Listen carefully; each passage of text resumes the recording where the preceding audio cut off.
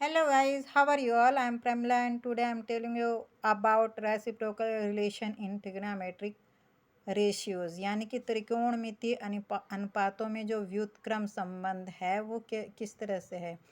यानी कि जो त्रिकोणमितीय अनुपातों में जैसे साइन कॉसेक का व्युत्क्रम होता है, कॉस सेक का, और टेन कॉट का, कॉट टेन का, और सेक कॉसेक सेक जो है कॉस का, और ये कॉसेक साइन का, ये सब एक दूसरे के व्युत्क्रम किस तरह से हैं। इसके लिए हमने एक ये राइट एंगल ट्रायंगल बना लिया है। ये क्या है? ट्रायंगल ए बी सी, ठीक है। ये एक समकोण त्रिभुज है, राइट एंगल ट्रायंगल है। इसमें इसका जो एंगल बी है ना, एंगल ए बी सी, यानी कि ये जो एंगल बी है ये 90 डिग्री का है, यानी समकोण है। और ये जो एंगल सी है ये थीटा डिग्री का है, यानी कि ये एक्यूट एंगल है, ठीक है। तो इसमें हम क्या करते हैं, व्युत्क्रम संबंध जानते हैं, तो इसके लिए हम जो त्रिकोणमितीय प्रतीक हैं उसे यूज़ करते हैं। ये थीटा एंगल है, इसके लिए तो इसे लिखते हैं साइन थीटा, ठीक है। साइन थीटा इजकल टू क्या होता है? लंब अपॉन कर्ण, ठीक है, लंब अपॉन कर्ण होता है। तो ये जो साइन थीटा है, ये देखो, ये थीटा एंगल और ये 90 डिग्री, ये किस भुजा पर हैं? ये बीसी आर्म पर हैं, बीसी आर्म पर। तो ये हो गया बेस, और इस पर ये जो भुजा है ए बी, ये 90 डिग्री का एंगल बना रही है, यानी कि ये क्या है? परपेंडिकुलर है, यानी कि इस बीसी पर ये क्या है? लंब है, परपेंडिकुलर है। और इस 90 डिग्री के सामने वाली जो भुजा है ए सी, ये क्या होगी? कर्ण, यानी कि ये हाइपोटेन्यूस हो गई। तो साइन थीटा इजकल टू क्या होता है? लंब अपॉन कर्ण। लंब मतलब कि ए बी, और कर्ण यानी कि ए सी, यानी कि क्या हो गया? ए बी अपॉन ए सी हो गया। Sine theta is equal to A B upon A सी।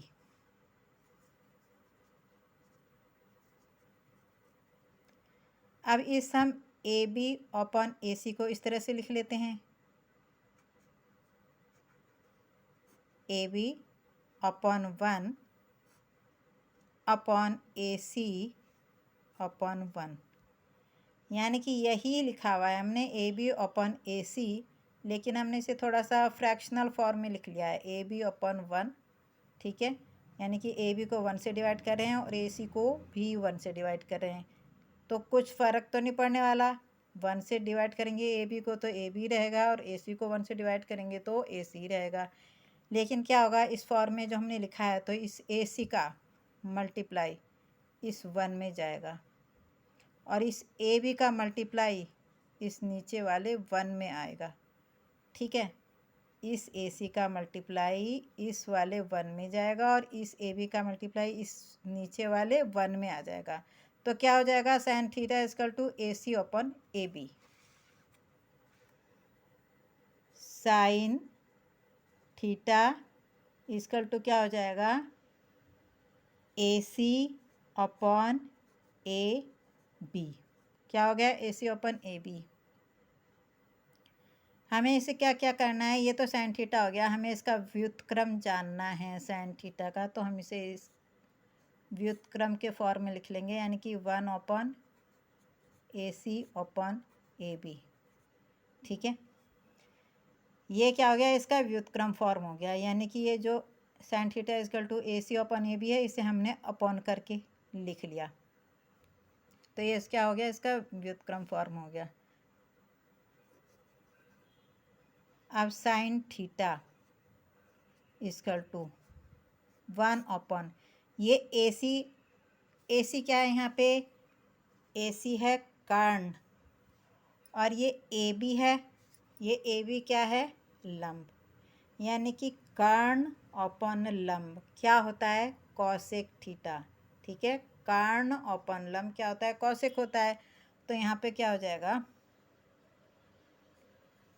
हम इसकी जगह क्या लिख देंगे? कॉसेक लिख देंगे,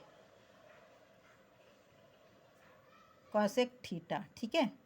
कॉसेक थीटा, यानी कि आगे प्रूफ हो गया sine theta is equal to 1/cosec theta, इस तरह से होता है। अब यदि हम ये जो क्या बोलते हैं साइन थीटा इक्वल टू 1/, ये जो कॉसेक थीटा है इसके अपॉन में हम 1 मान के यहाँ पे कर दें क्रॉस मल्टीप्लाई, ठीक है, sine theta into cosec theta, ठीक है, क्रॉस मल्टीप्लाई में इन दोनों का मल्टीप्लाई हो जाएगा, इक्वल टू क्या हो जाएगा 1। तो ये भी इसका एक फॉर्मूला है कि sine theta into cosec theta equal to क्या होता है 1 होता है, ठीक है। तो और यदि हम यहाँ पे हमने क्या लिखा है sine theta equal to 1/cosec theta, यदि हम कॉसेक थीटा जाने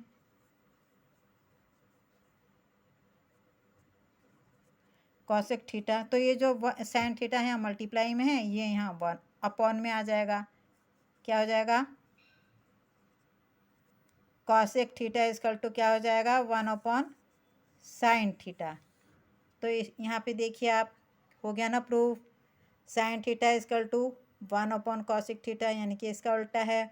और ये क्या है गुणात्मक, इनका जो इनका गुण, ये क्या है गुणात्मक प्रतिलोम कहते हैं ना हिंदी में, तो ये गुणात्मक प्रतिलोम हो गया। और इन दोनों का मल्टीप्लाई कितना होता है 1 होता है। और कॉसेक थीटा क्या होता है, ये साइन थीटा का वो होता है व्युत्क्रम होता है, ठीक है। तो इस तरह से प्रूव हो गया sine theta equal to 1/cosec theta, sine theta into cosec theta equal to 1 और cosec theta equal to 1/sin theta. I hope आपको ये समझ में आ गया होगा। अभी हम नेक्स्ट देखते हैं। अब हम देखते हैं कि कॉस थीटा है ना, कॉस थीटा इक्वल टू क्या होता है। तो कॉस थीटा इक्वल टू क्या होता है,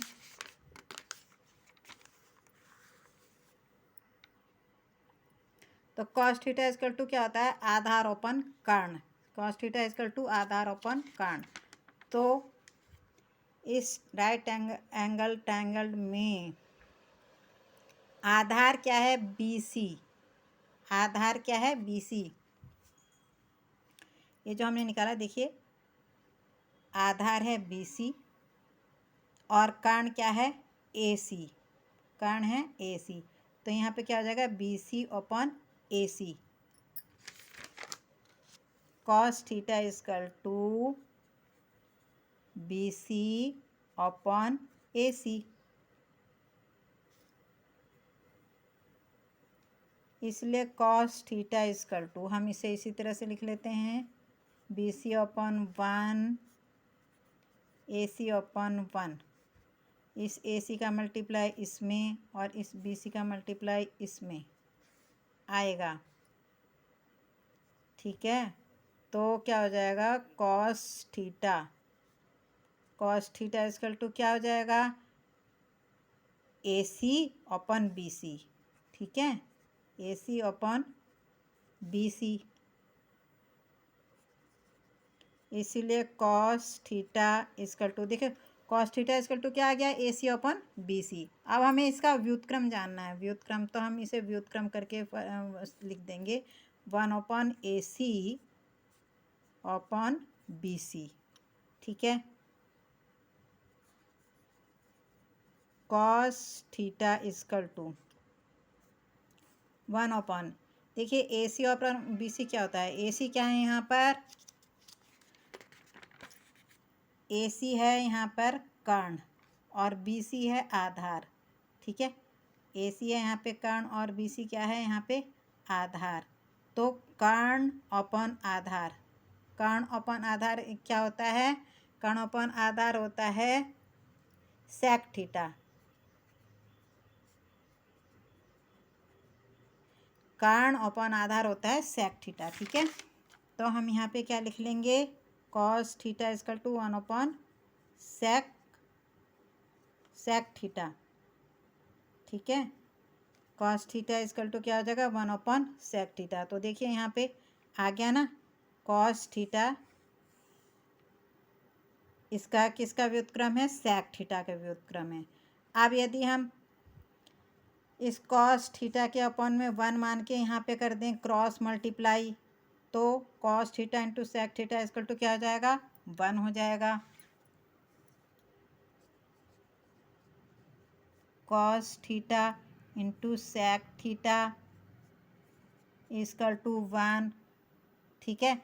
और यदि आप क्या करेंगे, सेक थीटा निकालेंगे, सेक थीटा यानी कि इसीलिए सेक थीटा इक्वल टू क्या हो जाएगा, 1 ये कॉस थीटा नीचे आ जाएगा मल्टीप्लाई में कॉस थीटा। तो इस तरह से ये सेक थीटा क्या हो गया, कॉस थीटा के व्युत्क्रम है, ठीक है। और ये भी एक फॉर्मूला है, sec theta cos theta into sec theta equal to 1। और यहाँ पे ये प्रूफ हो ही गया है, cos theta equal to 1 sec theta. अब हम देख लेते हैं टैन थीटा के लिए। अब हम किसके लिए देख रहे हैं, टैन थीटा के लिए। तो टैन थीटा इक्वल टू क्या होता है, लंब अपॉन आधार। क्या होता है, लंब अपॉन आधार। लंब क्या है यहाँ पे, लंब है यहाँ पे ए बी और आधार है बी सी, ठीक है। तो यहाँ पे हो जाएगा A B upon B C,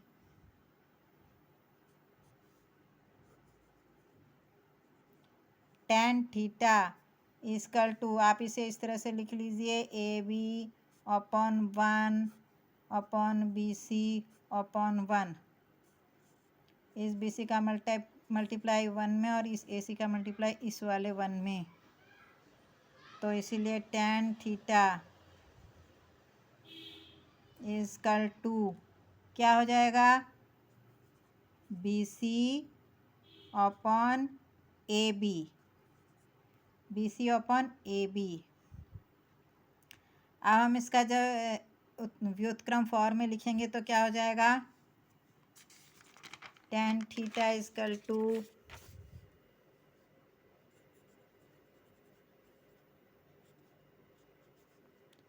1 upon B C upon A B, tan theta equal to 1 upon, अब ये देखिए B C upon A B क्या है,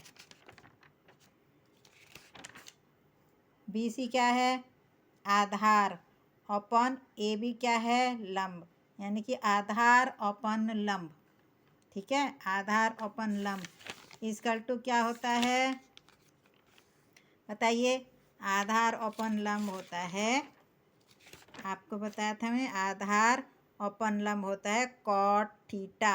आधार अपॉन लंब होता है कॉट थीटा, ठीक है। तो ये हो जाएगा यहाँ पे कॉट थीटा।